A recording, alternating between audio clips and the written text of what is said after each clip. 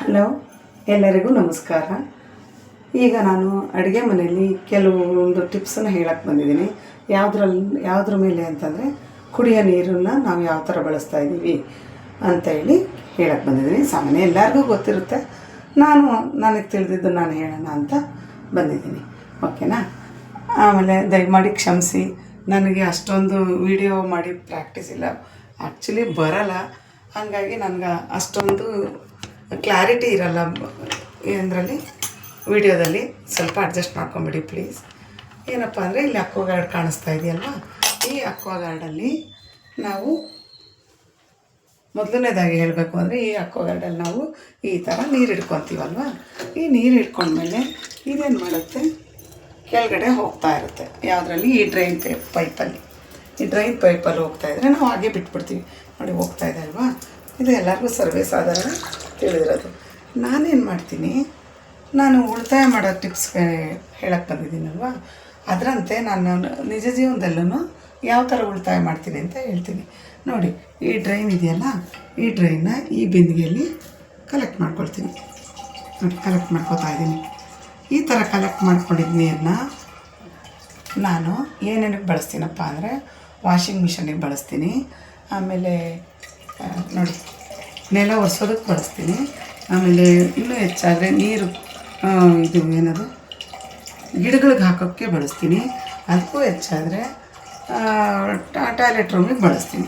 ಈ ಥರ ಹಲವಾರು ಉಪಯೋಗಗಳು ಈ ಡ್ರೈನ್ ವಾಟ್ರಿಂದ ಬರುತ್ತೆ.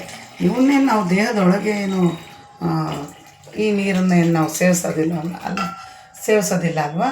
ಹಾಗಾಗಿ ನಮಗೆ ಇದರಿಂದ ಏನು ಆರೋಗ್ಯಕ್ಕೇನು ಸಮಸ್ಯೆ ಆಗೋದಿಲ್ಲ. ಇಲ್ಲೇನಿದ್ರು ಹೊರಗಡೆ ಕೆಲಸಗಳು, ಆಮೇಲಿಂದ ಈ ಅಡುಗೆ ಮನೆ ಬಟ್ಟೆಗಳು, ಅಡುಗೆ ಮನೆ ಒರೆಸೋ ಬಟ್ಟೆಗಳೆಲ್ಲ ಇದನ್ನೆಲ್ಲ ಅವನ್ನೆಲ್ಲ ಒರೆಸೋದಕ್ಕೂ ತುಂಬ ಈಸಿ ಆಗುತ್ತೆ ಮತ್ತು ತುಂಬ ಉಪಯೋಗವೂ ಬರುತ್ತೆ. ಈ ಥರ ನಾವು ಈ ಥರ ಅಕ್ವಾಗಾರ್ಡ್ ಇವತ್ತು ಎಲ್ಲರ ಮನೆಯಲ್ಲೂ ಇರೋದ್ರಿಂದ ನಾವು ಪ್ರತಿ ಮನೆಯಲ್ಲೂ ನೀರು ಜಾಸ್ತಿ ಆಯಿತು, ನೀರು ಬಿಲ್ ಜಾಸ್ತಿ ಆಯಿತು ಅಂತ ಹೇಳೋದು ಸಹಜ. ಅದಕ್ಕೆ ನಾವು ನೀರು ಬಿಲ್ ಜಾಸ್ತಿ ಆಯ್ತು ಅಂದರೆ ಕಾಲಕ್ಕೆ ತಕ್ಕಂಥ ನಾವು ಈ ಥರದ್ದು ತೊಗೊಳ್ಳೇಬೇಕಾಗುತ್ತೆ. ಅಕ್ವಾಗಾರ್ಡು ಮೊದಲೆಲ್ಲ ಇದ್ದಿದ್ದು ಯಾವುದು, ಇದು ಏನಪ್ಪ, ಸ್ಟೀಲ್ ಡ್ರಮ್ ಥರ ಇದ್ದಿದ್ದು ಇದು ಫಿಲ್ಟ್ರ್ ನೀರು ತೊಗೊಳ್ತಾಯಿದ್ವಿ. ಈ ಕಾಲ ಬದಲಾದಂಗೆ ಇದು ಬಂದಿದ್ದ ಮಾತ್ರಕ್ಕೆ ಇದರಲ್ಲಿರೋ ಲಾಸಸ್ ಎಷ್ಟು ಅಂತಂದರೆ, ಇಷ್ಟು ನೀರು ಆಚೆಗೆ ಹೋಗ್ಬೇಕಾದ್ರೆ ಒಂದು ಮನೆಯಲ್ಲಿ, ಒಂದು ವಟಾರದಲ್ಲಿ ಒಂದು ಮನೆಯಲ್ಲಿ ಇಷ್ಟು ನೀರು ಕನಿಷ್ಠ 4 ರಿಂದ 5 ಬಿನ್ಗೆ ನೀರು ಸಿಗುತ್ತೆ. ಯಾವಾಗ? ಒಂದು ದಿನಕ್ಕೆ ಕನಿಷ್ಠ 4 ರಿಂದ 5 ಬಿನ್ಗೆ ಪೋಲಾಗಿ ಹೋಗ್ತಾ ಇರುವಾಗ ಇನ್ನೆಲ್ಲ ಮನೆಗೂ ಕೌಂಟ್ ಮಾಡ್ಕೊಳ್ಳೋಣ. ಹಾಗೆ ಎಷ್ಟಾಗ್ಬೋದು? ತುಂಬ ಲಾಸ್ ಅಲ್ವಾ? ನೋಡಿದ್ರೆ ಜನ ಮತ್ತು ಸರ್ಕಾರ, ಹೋಟೆಲ್ಲು ಎಲ್ಲ ಕಡೆ ನೀರನ್ನು ಮಿತವಾಗಿ ಬಳಸಿ ಅಂತ ಹೇಳ್ತಾ ಇರ್ತಾರೆ. ಹೆಂಗೆ ಮಿತವಾಗಿ ಬಳಸೋದು? ಹಿಂಗೇನೆ. ಆಮೇಲಿಂದ ಪಾತ್ರೆಗಳು ತೊಳಿತೀವಲ್ವಾ, ಇಲ್ಲಿ ಪಾತ್ರೆಗಳಿದ್ದಾವಲ್ಲ, ಈ ಪಾತ್ರೆ ತೊಳಿಬೇಕಾದ್ರೂ ಅಷ್ಟೇ. ಒಂದು ನಿಮಿಷ ತೋರಿಸ್ತಿದ್ದೀನಿ.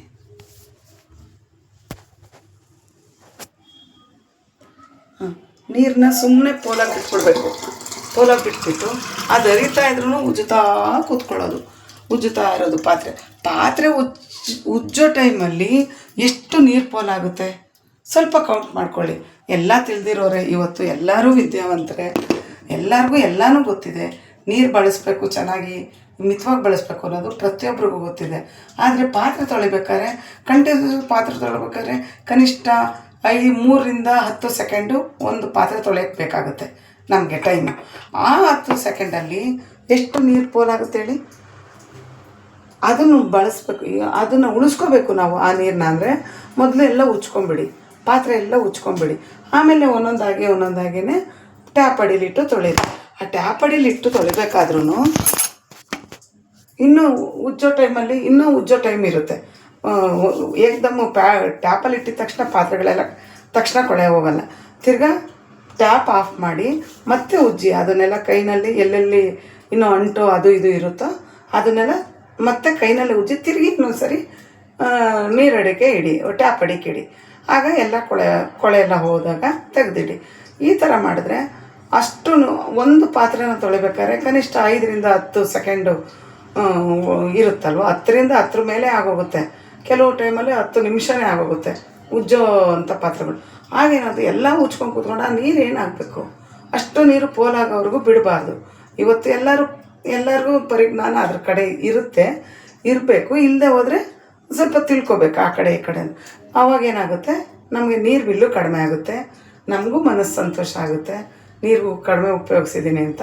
ಮತ್ತು ಜಗತ್ತಲ್ಲಿ ಇನ್ನು ಹಿಂಗೆ ಎಲ್ಲರೂ ಬಳಸ್ತಾ ಇದ್ದರೆ ಜಗತ್ತಿಗೆಲ್ಲ ಎಲ್ಲಿ ಕೊಡೋಕ್ಕಾಗುತ್ತೆ ನೀರು. ಹಾಗಾಗಿ ಮತ್ತು ಗೌರ್ಮೆಂಟ್ಗೂ ಅದು ಒಂದು ಸ್ವಲ್ಪ ಹೊರೆ ಆಗಿಬಿಡುತ್ತೆ. ಪಂಪಿಂಗ್ ಎಲ್ಲ ಇರುತ್ತಲ್ಲ, ನೀರಿಂದು ಪಂಪಿಂಗ್ ಎಲ್ಲ ಇರುತ್ತಲ್ಲ, ಅದಕ್ಕೆಲ್ಲ ಗೌರ್ಮೆಂಟ್ಗೂ ಹೊರೆ ಆಗುತ್ತೆ.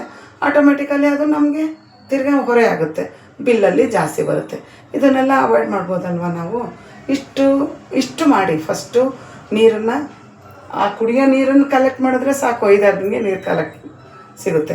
ಇನ್ನೇನು ನಾವೇನು ಸ್ನಾನಕ್ಕೇನು ಬಳಸೋದು ಬೇಡ, ಕೊನೆ ಪಕ್ಷ ನೆಲ ಒರೆಸೋಕ್ಕೆ, ಗಿಡಗಳಿಗೆ ನೀರು ಹಾಕಿ ಬಳಸಿ. ಈ ಥರ ಒಂದು ಪಾತ್ರೆ ಇಟ್ಕೊಂಡು, ಅಡುಗೆ ಮನೇಲಿ ಈ ಥರ ಒಂದು ಪಾತ್ರೆ ಇಟ್ಕೊಂಡು ಈ ಪಾತ್ರೆ ಕಲೆಕ್ಟ್ ಮಾಡಿ ತುಂಬ್ದಂಗೆ ವಾಷಿಂಗ್ ಮಿಷನ್ಗೋ, ಬಟ್ಟೆ ಒಗೆಯೋಕ್ಕೋ, ಏನಕ್ಕಾದರೂ ಮನೆ ನೆಲ ಒರೆಸೋಕ್ಕೋ, ಏನು ಗಾಡಿ ತೊಳೆಯೋದಕ್ಕೋ, ಏನಾದರೂ ಒಂದಕ್ಕೆ ಉಪಯೋಗಿಸಿದ್ರೆ ನಿಮಗೂ ಆತ್ಮಸಂತೋಷ ಚೆನ್ನಾಗಿರುತ್ತೆ.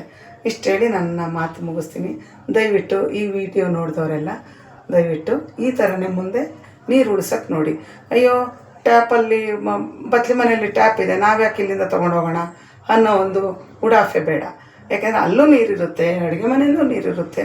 ಇದನ್ನ ಎತ್ಕೊಂಡೋಗಿ ಅಲ್ಲಿ ಹಾಕ್ಬಿಟ್ರೆ ನಿಮಗೂ ಎಕ್ಸಸೈಸ್ ಆಗುತ್ತೆ ಬಾಡಿಗೆ. ಆಮೇಲಿಂದ ಮೈಯೆಲ್ಲ ಹಗುರನೂ ಆಗುತ್ತೆ. ಈ ಹೊರೋದು ಈ ಥರ ಎಲ್ಲ ಎತ್ಕೊಂಡು ಹೋಗ್ಬೇಕಾದ್ರೆ ಎಷ್ಟೋ ಒಂದು ನಮಗೆ ಶಕ್ತಿ ಎಲ್ಲ ಕಡಿಮೆ ಆಗುತ್ತೆ. ಎಕ್ಸಸೈಸ್ ಮಾಡ್ದಂಗೂ ಆಗುತ್ತೆ. ಹಳೆ ಕಾಲದಲ್ಲಿ ನಾವು ನೀರೆಲ್ಲ ಎತ್ಕೊಂಡು ಓಡಾಡ್ತಿದ್ವಲ್ಲ, ಆ ಥರ ಎಕ್ಸಸೈಸು ಮಾಡ್ದಂಗೆ ಆಗುತ್ತೆ. ಆಮೇಲೆ ಬಗ್ಗಿ ಎದ್ದು ಈ ಥರ ಮಾಡಿದಾಗ ಒಂದು ಮೈ ಆರಾಮ್ ಸಿಗುತ್ತೆ.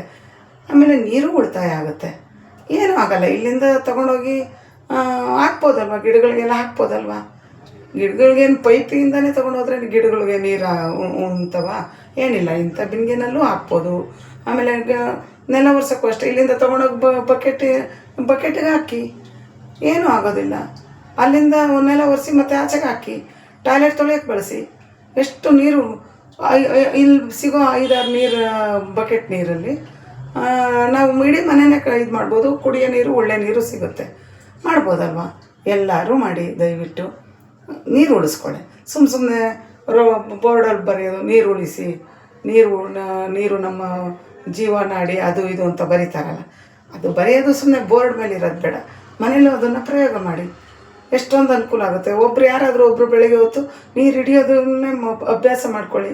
ಹೊರಗಡೆ ಹೋಗಿ ಎಲ್ಲೋ ಹೋಗಿ ಮೈನ ದುಡ್ಡು ಕೊಟ್ಟು ಇದು ಏನದು ಜಿಮ್ ಮಾಡ್ತೀವಿ, ಅದು ಇದು, ಇದರಲ್ಲೇ ಕಾಲು ಭಾಗ ಜಿಮ್ ಮಾಡಿ, ಇನ್ನು ಮಿಕ್ಕಿದ್ದು ಬೇಕಾದರೆ ಹೊರಗಡೆ ಹೋಗಿ ಮಾಡ್ಕೊಳ್ಳಿ.